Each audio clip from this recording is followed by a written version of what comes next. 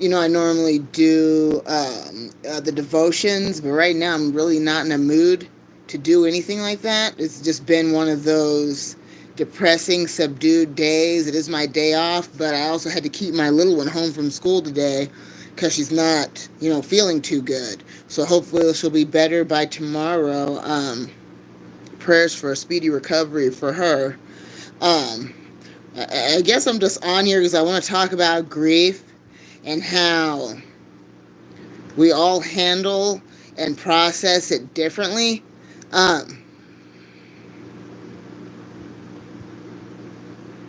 I know with me, I get to thinking about things from the past that have happened, and it feels very vivid, just like it happened yesterday. Like my brother, he passed away in 2001, and I remember the time I was working at this hamburger restaurant in Tacoma, and I didn't miss a day of work. You know what I mean? The boss is like, "Oh, hey, look at her. Her brother died, and she still came into work."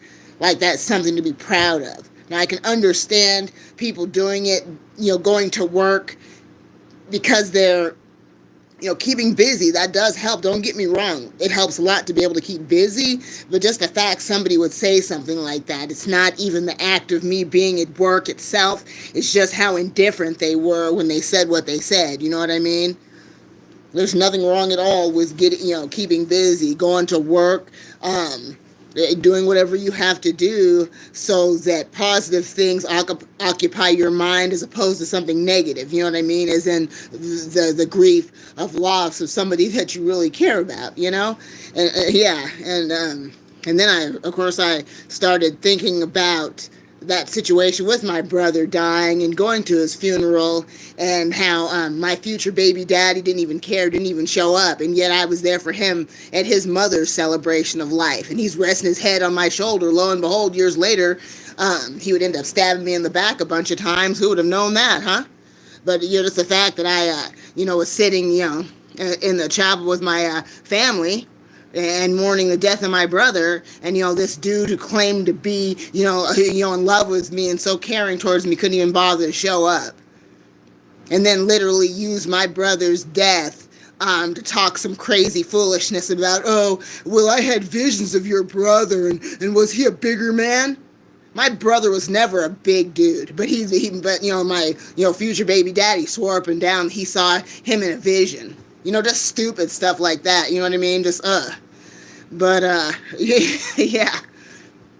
It's just crazy, though. I mean, like I said, we process grief differently. And with me, I just start going back to the past and thinking about all these things. Now, I don't know if I'm thinking about all this negativity from the past to block out what's happened recently.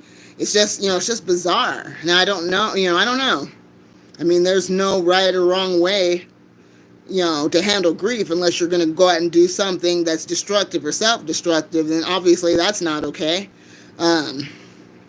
It's hard. It's just been hard, and my heart goes out to all of you, because I know, everybody has lost at least one person in their lifetime, whether it be friends or family, and I'm really sorry about that. It hurts a lot, so, yeah. And that's pretty much it. I hope you guys have a wonderful night. Treat others the way you want to be treated. You don't want to ever be left with any regrets. That's a big thing, is the whole regret. The feelings of regret. It's, what do they say? The what ifs will kill ya. Woulda, coulda, shoulda. That's not going to get anybody anywhere.